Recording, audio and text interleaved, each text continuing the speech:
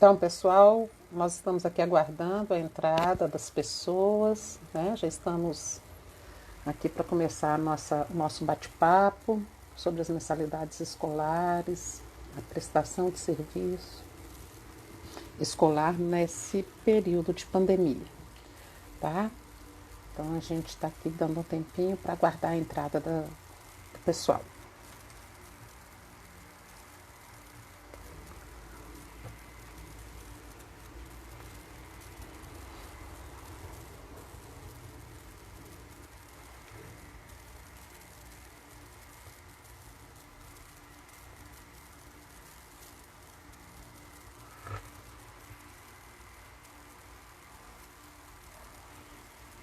Eu sou Rosane Ferreira, membro efetivo do Direito Simples Assim.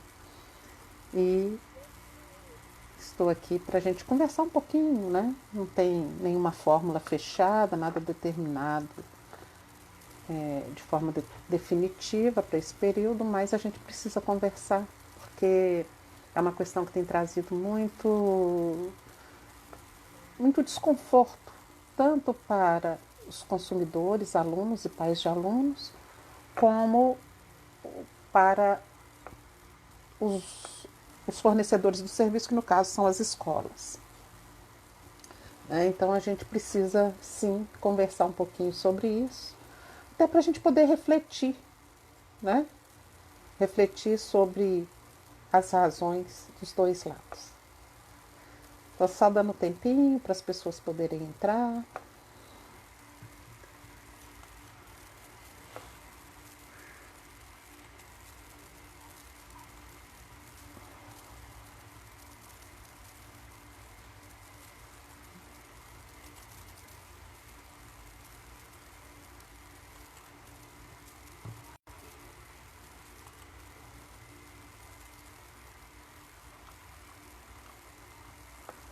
Oi, Tamara. Que bom que você já está aí.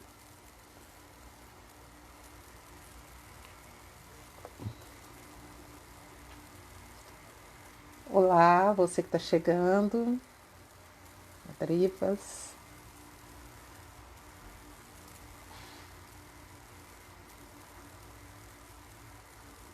Estou dando só um tempinho para que mais pessoas entrem, para a gente bater um papo sobre as mensalidades escolares.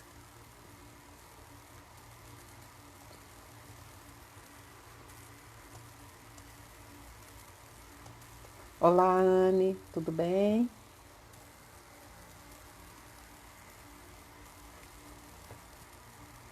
A gente está dando um tempinho aqui para que mais pessoas possam entrar e a gente consiga bater esse papo sobre a situação que estamos vivenciando aí.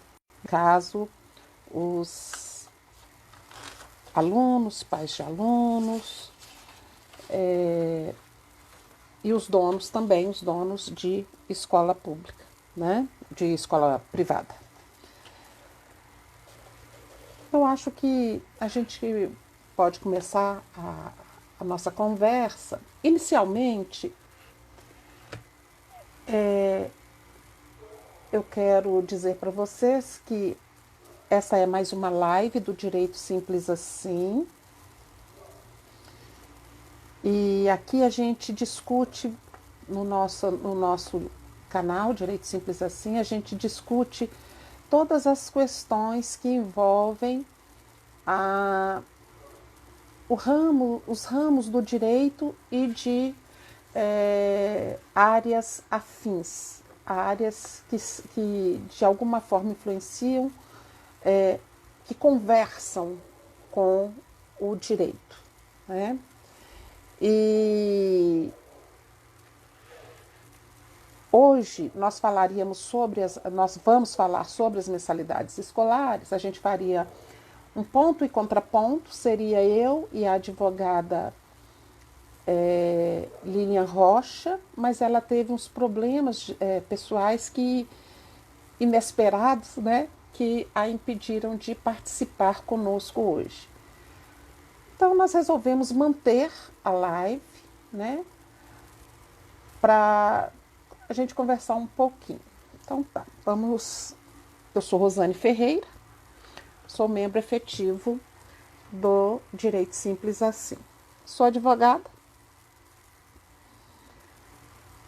e trabalho com a relação de consumo, trabalhei nos PROCONs estadual e municipal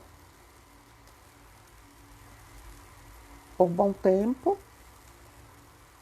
e essa discussão é uma discussão que faz parte aí, essas discussões de consumo fazem parte da vida de todos nós, advogados civilistas, né? Pois bem, em primeiro lugar, o que a gente precisa ter bem claro na nossa mente? É quem é consumidor, quem é fornecedor e o que é produto e serviço, né? O consumidor somos todos nós que nos servimos de um produto ou serviço de forma final, né? A nossa utilização é final. Então, nós somos consumidores finais de algum produto ou serviço. O que é ser consumidor final?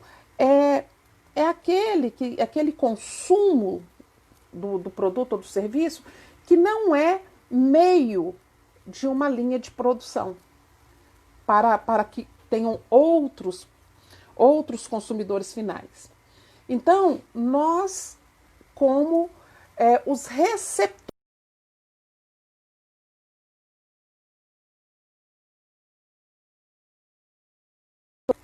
e o fornecedor é aquele que vai fornecer esse produto ou vai fornecer esse serviço para a gente, né? Então, o objeto aí em questão é exatamente esse produto ou serviço. E a educação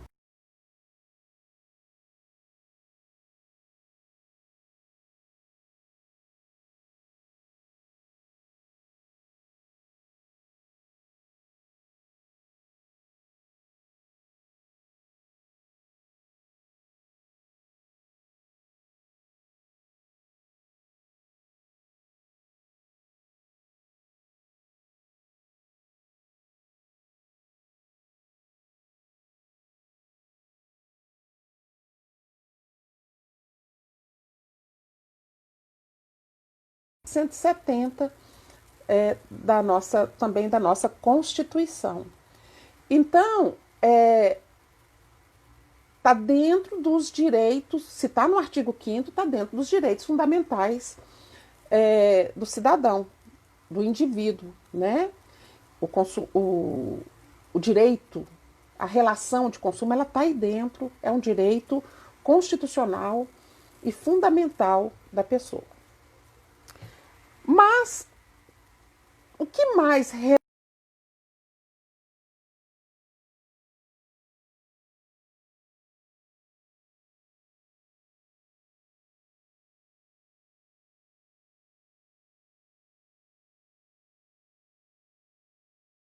né? Nós temos a lei 9.870, que é de 99, mas que já sofreu vários acréscimos ao longo dos anos. Tem a lei de diretrizes, né, de base, diretrizes e bases da educação, que é a lei 90.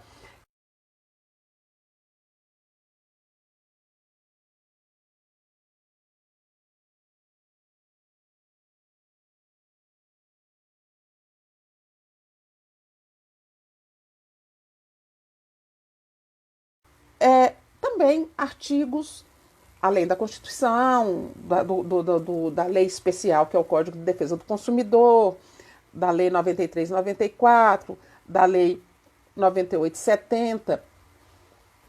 Temos também aí o Código Civil, que está sempre envolvendo todas essas questões de relação civil mesmo no nosso Brasil. Pois bem, com essa pandemia, nós sofremos aí muitas alterações nas relações contratuais, né? Em várias áreas e inclusive na área da educação. Isso tem gerado muito problema, muita polêmica. Por quê? Como não existe, pelo menos aqui em Minas Gerais, não existe ainda uma determinação legal de que vai ser assim ou vai ser de outra.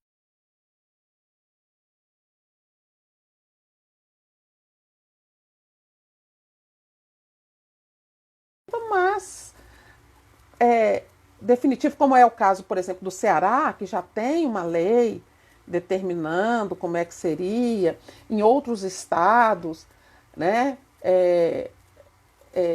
Normas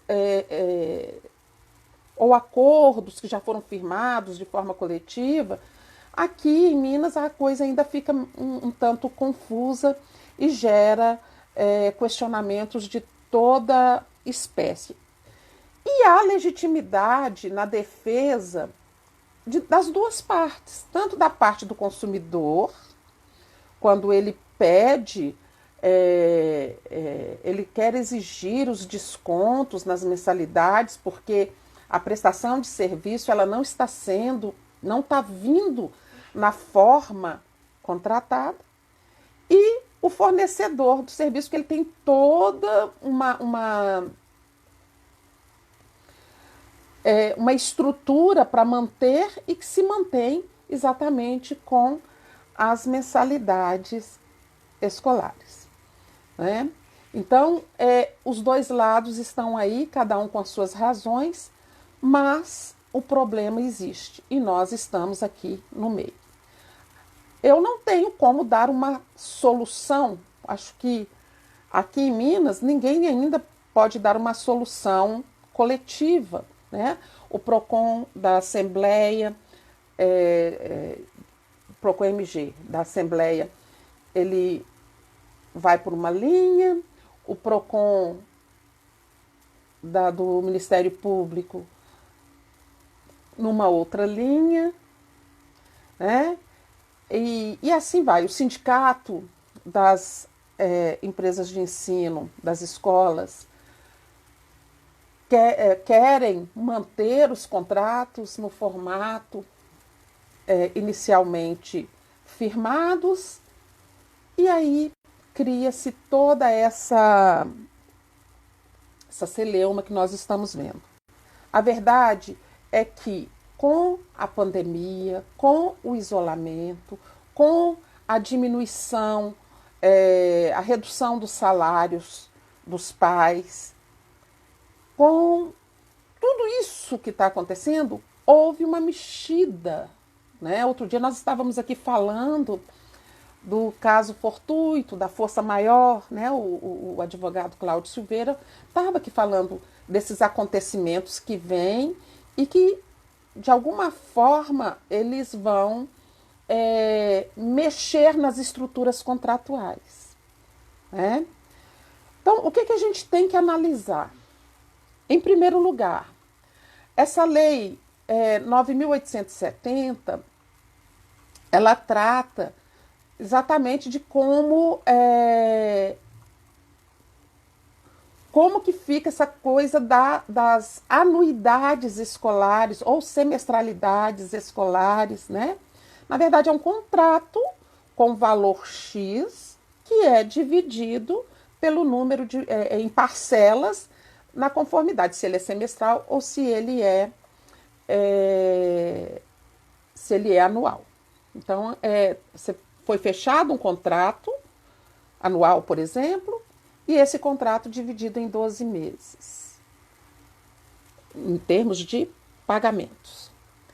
Mas ele também, esse contrato que foi fechado para um pagamento mensal, quer dizer, é um contrato parcelado, né? E o pagamento será mensal e consecutivo, ele tem como contraprestação a apresentação de um serviço também contínuo, consecutivo. com aulas presenciais, com tudo aquilo que a escola oferece. E nesse momento o que a gente tem é que, se o aluno com aulas presenciais, ele chega na escola, tem aula de 7 da manhã às 11h30, 12 horas, né? Mesmo considerando aí os intervalos, aquela coisa toda, a aula que está sendo dada pela internet, o que os pais têm reclamado é que elas estão durando 40 minutos. Só 40 minutos. E a discussão é com relação à qualidade dessa aula também. Então, todo o trabalho está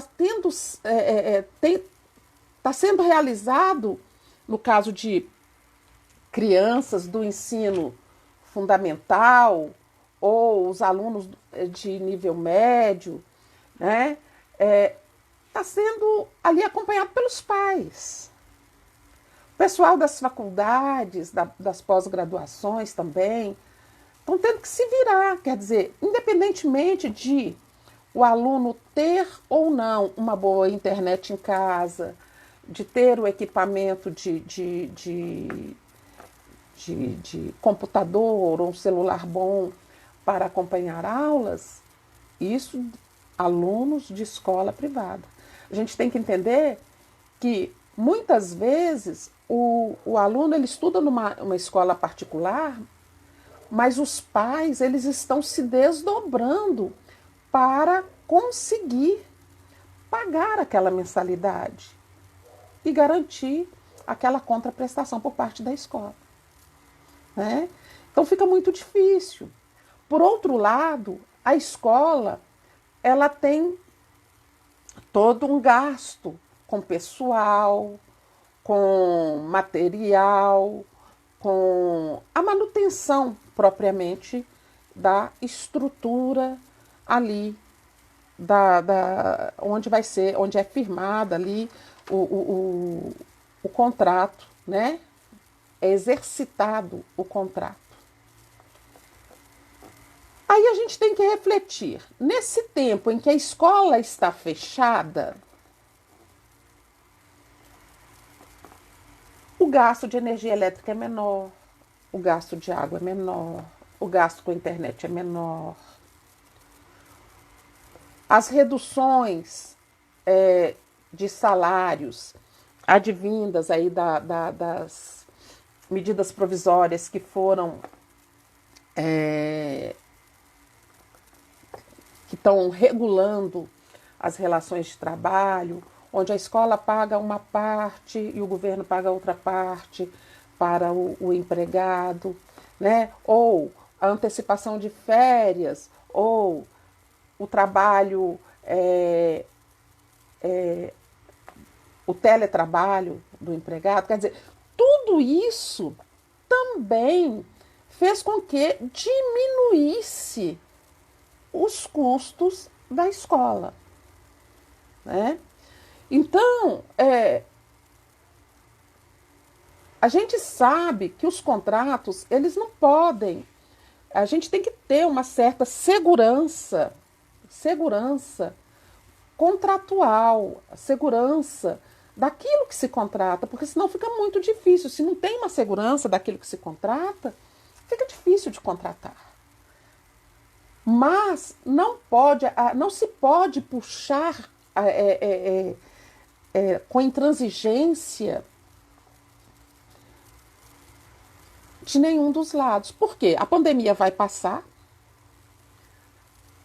as aulas vão voltar presenciais, os alunos e os pais de alunos vão necessitar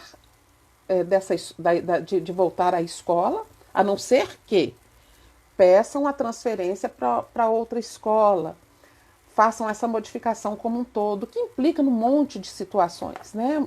Mudar o filho de escola é uma coisa complicada. mas é uma possibilidade. Aqueles que têm essa condição de negociar, o ideal é negociar. O único caso que todos têm falado que é possível pedir realmente a suspensão do contrato ou a rescisão do contrato e retomar para o próximo ano, mas são aqueles, os alunos, né, as crianças que estão no pré-escolar ali, mas aqueles que já estão no fundamental, no médio, na faculdade, aí cada um tem que analisar para não haver perda substancial para o aluno.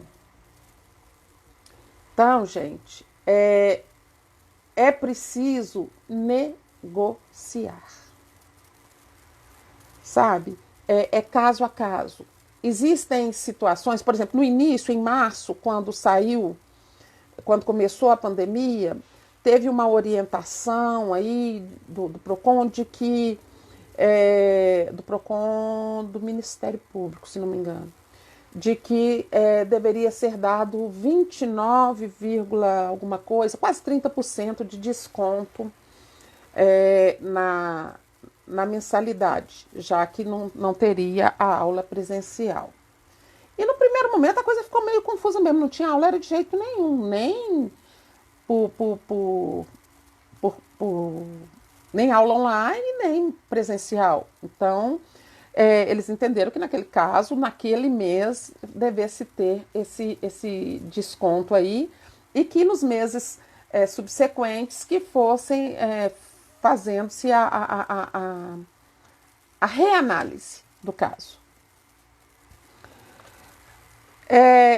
Aí, lá na Assembleia, o deputado Alencar da Silveira, o Alencar da Silveira, ele entrou com um projeto de lei, 1746, em que, nesse projeto de lei, pedia-se até 50% de desconto nas mensalidades escolares. Ora, gente, tudo isso gerou, né? Porque à medida que a coisa vai sendo divulgada, vai gerando a atenção das pessoas, vai alcançando a atenção das pessoas, e aí todo mundo quer, lógico.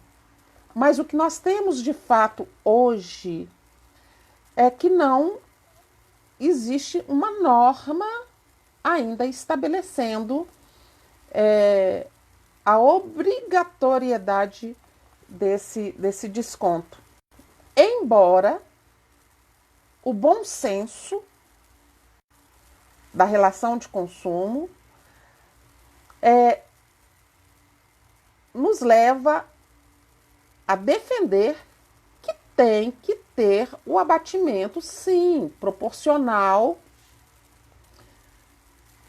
no valor a ser pago, já que o serviço não está sendo prestado na totalidade, como foi efetivamente contratado. Não é por culpa da escola, é por conta da pandemia. E aí a gente volta lá naqueles casos fortuito, motivo de força maior, né? Mas, de qualquer forma, o que nós temos hoje é que o aluno não está recebendo a aula devida. Isso nas escolas particulares, e na escola pública a coisa é muito pior, né? O aluno não está recebendo a prestação. Os pais que estão pagando a mensalidade não estão conseguindo perceber o resultado daquela prestação que eles estão pagando. E que não é barato, gente. Mensalidade escolar não é barato. Em escola particular, a escola é cara. E é cara por quê? Porque os custos para se manter uma escola funcionando são muito altos.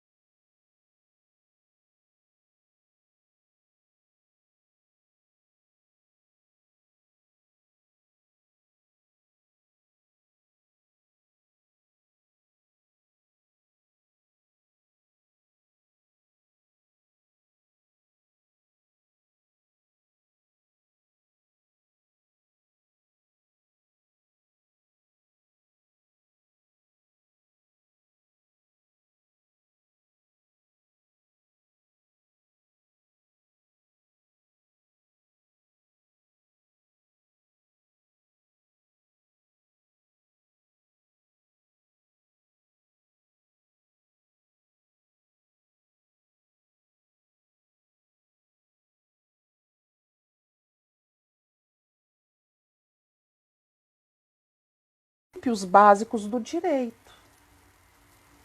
né? E um dos princípios básicos do direito é o princípio da conservação de contratos. Isso é um dos princípios da conservação dos contratos. A não ser que nesses contratos sejam encontradas abusividades, nulidades ou situações de anulabilidades, né? Então, o interessante, né, em primeiro lugar, é que os grupos de pais, se a pessoa não consegue negociar individualmente um desconto nas mensalidades durante a pandemia, que essas pessoas se reúnam, os pais ou os alunos, um grupo de alunos, se reúnam e formalizem esse pedido, esse requerimento. Colham o maior número de assinaturas para poder fazer volume. Claro que cada caso vai ser analisado na conformidade de cada caso.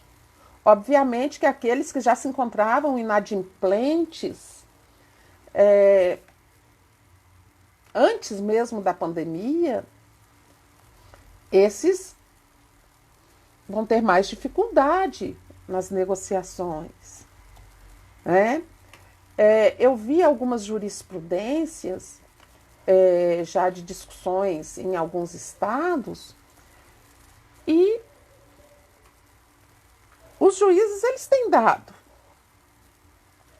em alguns estados, principalmente no Rio de Janeiro, determinado aí os descontos. Mas não é linear, não é falar assim, todo mundo terá 50%, todo mundo terá 20%, 30%. Vai de 5% até X%.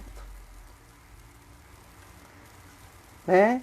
Então, gente, esse é um momento em que a gente tem, sim, que fazer valer os direitos.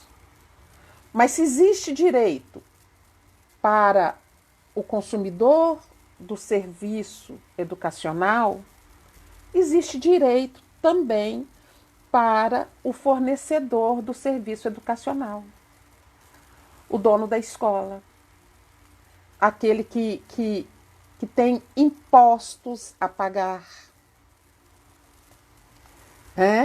Aqui eu não estou, nós do Direito Simples Assim, nesse momento a gente não está aqui fazendo a defesa de um lado só. A gente tem que falar dos dois lados, porque inclusive a nossa intenção inicial, quando seria eu e a Lilian, seria exatamente isso. Seria ponto e contraponto. Eu falaria na parte do consumidor e ela falaria da parte do fornecedor, no caso, o dono da escola. Como ela teve um problema e não pôde participar, então eu estou aqui colocando pontos para que nós possamos refletir. Né? E se tivermos que fazer algum tipo de discussão,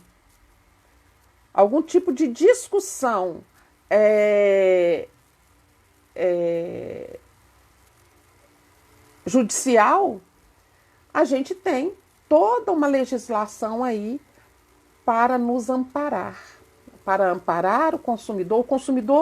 O Código de Defesa do Consumidor, ele tem vários artigos que dão sustentação aos pleitos do consumidor, né? O artigo 20, o 39, inciso 2 e 5 e o 13, né? O artigo 47, que fala que a interpretação do contrato ela é pró-consumidor, né? O artigo 51, se a gente fosse falar de alguma cláusula abusiva, de vantagem excessiva. Porque o que é uma vantagem excessiva? Ora, se eu contrato uma coisa e eu recebo meia coisa e vou pagar pela coisa inteira, alguém está tendo uma vantagem excessiva. Não é?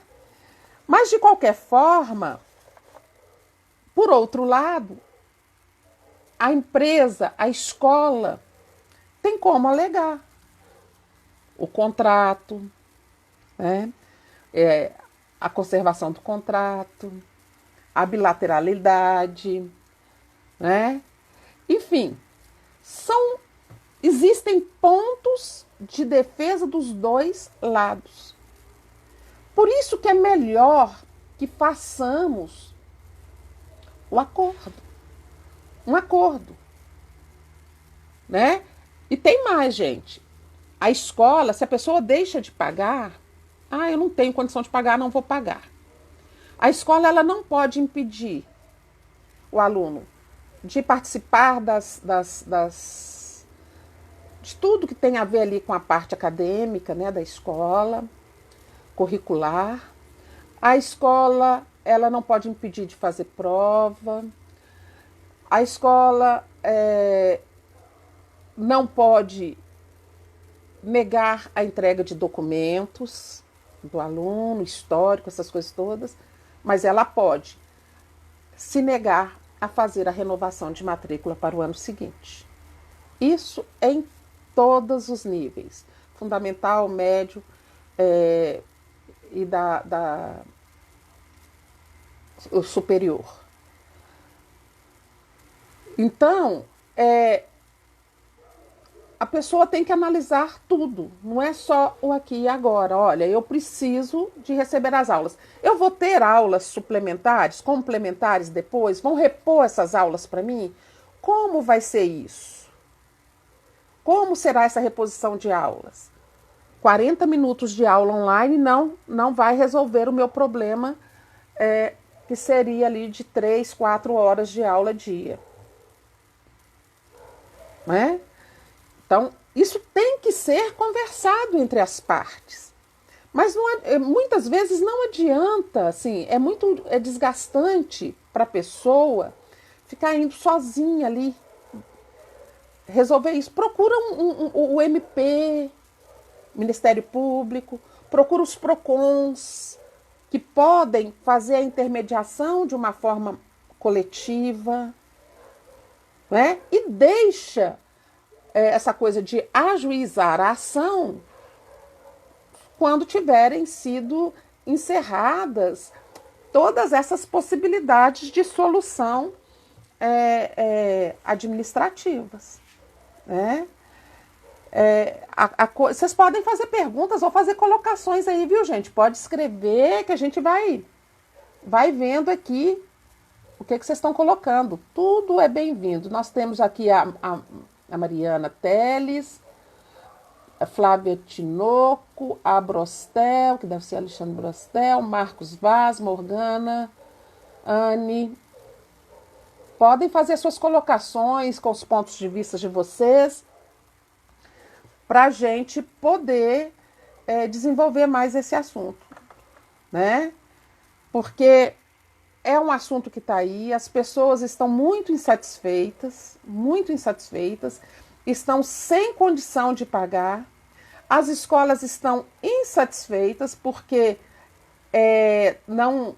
por outro lado, não estavam organizadas, muitas dessas escolas não estavam organizadas, não previam essa possibilidade de ter que se organizar para fazer isso de uma forma geral. Essa coisa de aula online.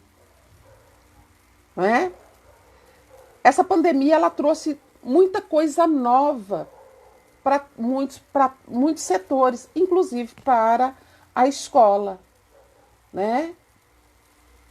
E aí é necessário que nós lutemos sim pelos nossos direitos, tem que lutar pelos direitos. Aquilo, eu estou me sentindo lesado, vou tentar resolver da forma administrativa. Não consegui, vou para o Poder Judiciário. Do outro lado, a escola. O meu cliente, que no caso é o meu consumidor, não está adimplindo com o pagamento das mensalidades. Eu não posso negar de dar documentos, de dar as atividades, de continuar mantendo. Qual que é a solução? Cobrança também. Se não conseguir resolver da forma administrativa, cobrar de uma forma administrativa e justa, sem expor em ridículo aquele consumidor devedor, então eu posso também ir para a justiça fazer a cobrança das mensalidades. Vai ter-se ali o contraditório e pode, se acontecer o acordo ali no processo, ou então o juiz vai dar a sentença, enfim. Solução para isso em algum momento vai ter. Mas e o desgaste? O desgaste que vai ter para fazer toda essa discussão? Além do desgaste que já se está vivenciando agora. É uma coisa assim, é muito séria. Mas existe legislação que atende aos dois lados. E o Código de Defesa do Consumidor, ele vê o consumidor como a parte mais frágil da relação. O artigo 47 fala que os contratos serão analisados na forma mais benéfica para o consumidor, porque ele é a parte mais fraca da relação.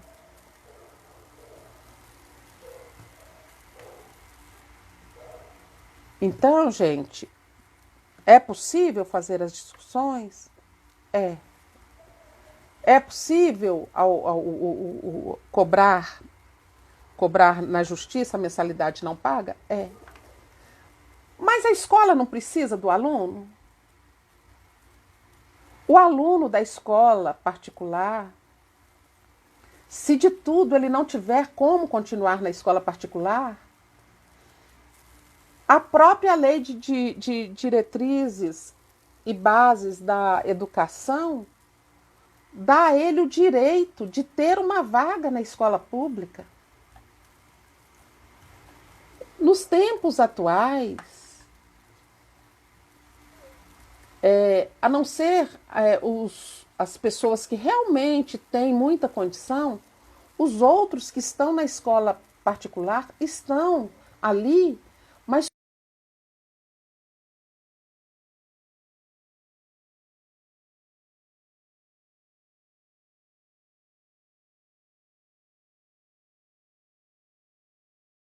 eles têm o direito deles garantido na escola pública. Então, a escola particular precisa do aluno. O aluno quer continuar estudando na escola particular por uma série de razões. Por que não negociar? Por que ficar medindo força? Eu acho que é isso, sabe? O sindicato das escolas e os donos de escolas têm que negociar com as pessoas. A baixa das mensalidades proporcionalmente à queda das suas despesas também nesse período de pandemia, de forma equilibrada. Só no período da pandemia. Para que tudo possa continuar, para que tudo possa fluir. A relação contratual a relação da prestação de serviço possa continuar. Ninguém quer ver escolas fechadas.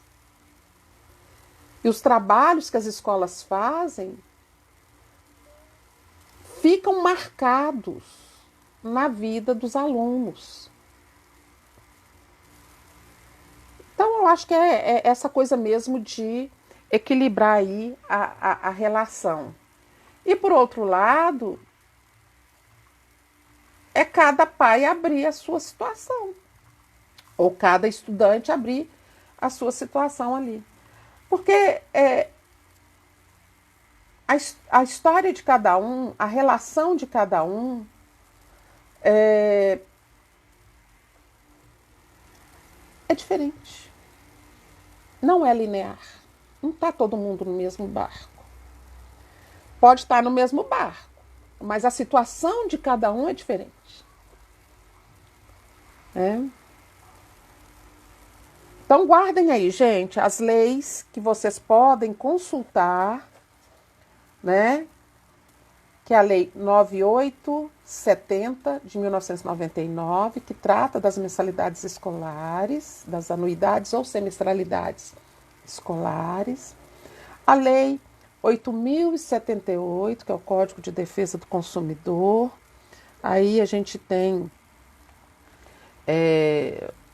vários artigos que a gente pode olhar 1, 2, 3, 4, 20, 39, nos incisos 2, 5, 13, 46, 47, 51, que fala das cláusulas abusivas, tá? E tem também a Lei 9394 de 96, que é a Lei de Diretrizes e Bases da Educação Nacional. Tem aí também o artigo 421 do Código Civil Brasileiro e também o artigo 51, parágrafo 2º do Código de Defesa do Consumidor, que esses dois artigos eles vão estar tratando ali fortemente dessa questão da manutenção, do princípio da conservação, da preservação, da manutenção dos contratos firmados, que é essa coisa da segurança jurídica, né? As coisas acontecem, os negócios acontecem e podem, tendo continuidade por conta dessa expectativa de que se está fazendo um negócio jurídico que vai se manter até o final. A rescisão de qualquer contrato, a suspensão de qualquer contrato é a excepcionalidade, né? Aqui, ó, Marcos Vaz está falando o seguinte: um paradigma são os cursos EAD, que tem mensalidades com custos mais baixos mais baixos, barato que os presenciais. Sim, o custo é menor, né? O custo é menor. Então, se o custo, a despesa da escola é menor, ela tem que repassar isso para o aluno. E existe, foi acrescentado o artigo 13 no 39 do Código de Defesa do Consumidor, o inciso 13 no Código de Defesa do Consumidor, que é exatamente isso, de planilhar, de provar por planilha o custo. O custo daquele exercício ali, para poder, se tiver que fazer alguma discussão em sede de Ministério Público, de Justiça, enfim. Né? E esse acréscimo do inciso 13, ele é recentíssimo no Código de Defesa do Consumidor.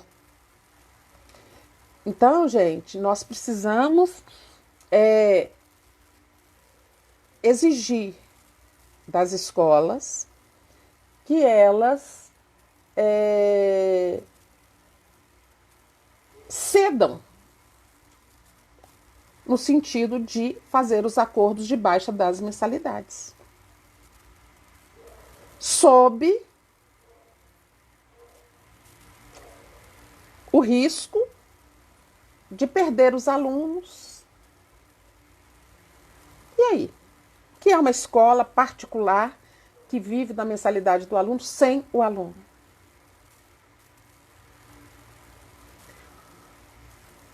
Olha, gente, o aluno, ele pode viver sem a escola particular, porque ele vai para a escola pública.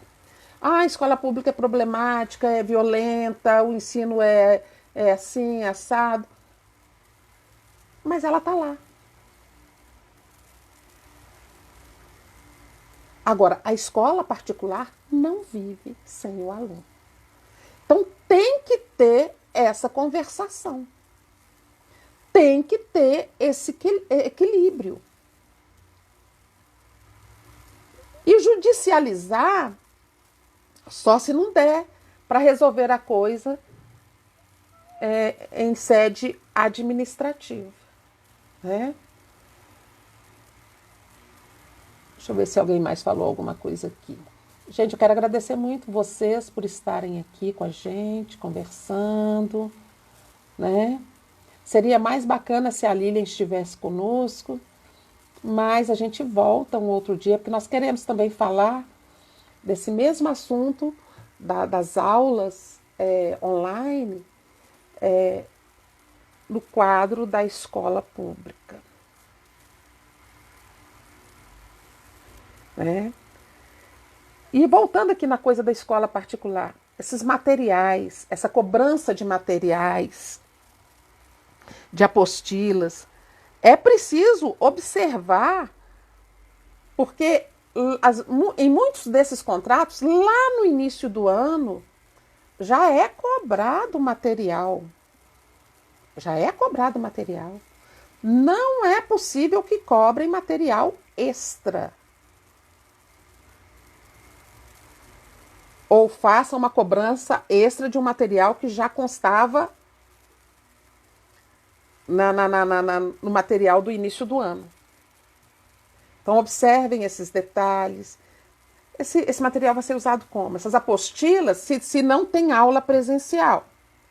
Se a aula à distância ela está sendo mínima, se tem que conceder um material, disponibilizar um material para o aluno, o custo disso é da escola. Como é que é isso? Não é? Então vamos olhar tudo isso. Vamos ver aqui, Fernanda Arcanjo, Tamara. Vamos olhar tudo isso, mas vamos tentar os dois lados conversar com tranquilidade, tentar negociar, se precisar de 2, 3 reuniões para fazer as pontuações, para analisar o quadro do lado da escola ou do lado do aluno, façam. Tenta fechar isso. Né? Agora, se não der, aí é judicializar mesmo. Que aí dos dois lados, os dois lados vão ter material para material normativo para defender seus pontos de vista. Os dois lados. E aí o judiciário é que vai chegar e definir qual é a situação daquele caso concreto. Claro que aí vocês gastando com o advogado, com a custa do processo, com o tempo, com os dois lados, logicamente. Por isso que a negociação, num primeiro momento, é o que há de melhor, né, para as partes. O nosso tempo já está chegando aqui no final, né? Eu espero que, tendo passado para vocês aí esse bate-papo, né? Esse bate-papo da gente aqui, e dados toques nessas leis que vão definir, vão proteger tanto um lado quanto o outro lado, né? Que vocês possam fazer um bom proveito desse nosso bate-papo. Espero que tenha sido útil, né? E se precisar, a gente volta e conversa mais e fala mais. E à medida que sair alguma coisa também, a gente vai postar aqui no nosso Direito Simples Assim, a gente posta, né? Falando o que saiu de novidade, tá? Para que vocês fiquem sempre bem informados, viu? É isso que a gente quer, tanto para os alunos do pré-escolar, os do fundamental, os do nível médio e os de faculdade. E até pós-graduação também, que pode fazer a mesma discussão. Tá? Se precisarem de maiores esclarecimentos, a nossa bio, né, podem mandar alguma coisa para a gente no e-mail direito simples assim, advogados@gmail.com, que a nossa equipe vai estar pronta para responder para vocês as dúvidas que vocês tiverem, as pontuações que vocês quiserem fazer. Teremos alegria em recebê-los, viu? Obrigada a vocês, obrigada Marcos, obrigada Gil, Fernanda, todos vocês que estão aqui conosco. Tati, Girazi, Mariana, Tinoco, Rabrostel, Morgana. Morgana é do grupo, a Tamara também é do grupo, a Anne. Bom, então, gente, eu vou dar por encerrado aqui a nossa live de hoje. Grande abraço. Tchau.